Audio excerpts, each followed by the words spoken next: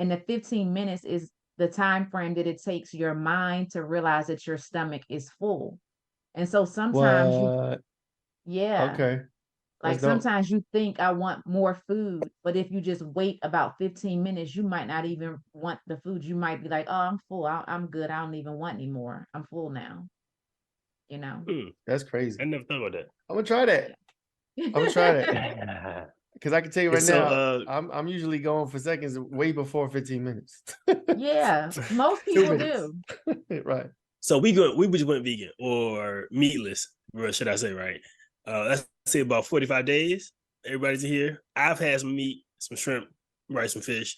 Kids has chicken nuggets, right? But chicken nuggets that we brought in the house. How did you? And I incorporated the Mm, kids really hands on because they were young. And it would be like, okay, you're going to help me in the kitchen with Meatless Mondays. And they got a kick out of it, being able to help me cut up vegetables, help me do whatever we're going to do for dinner. So a lot of times when the kids are involved, they feel a sense of ownership. And so it's not just mom being meanie mom, making us not eat meat. This is something that we're doing as a family.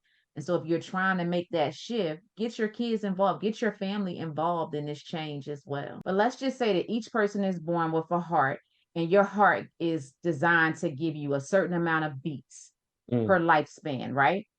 Let's just say hypothetically, because I've never been told what the number of beats are. Everybody says, well, we're all here for a certain amount of time, certain amount of years. We don't know what that number is. But let's just say each person's heart has a certain amount of beats. When you are overweight, your heart has to beat more beats than the average person who is not overweight. So if we think about that concept, mm. let's just use my age. I'm 48 years old. I've known for 20 years that my heart needed to have surgery, and I didn't get that surgery done until February.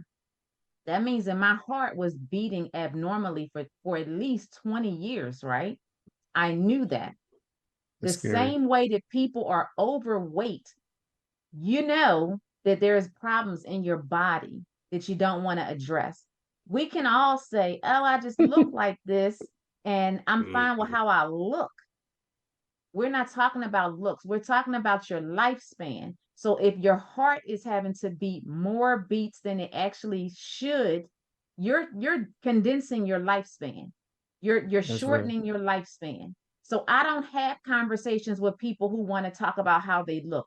I have conversations with people who want to talk about their quality of life, Hmm. because you can be here today like I am at 48 and have a quality of life that is wonderful.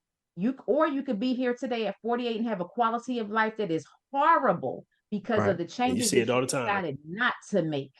And Black Girl Stroke Magic is going to be a this book where Black women who look like me who have strokes can be able to point to and say, well, she made it and so can I.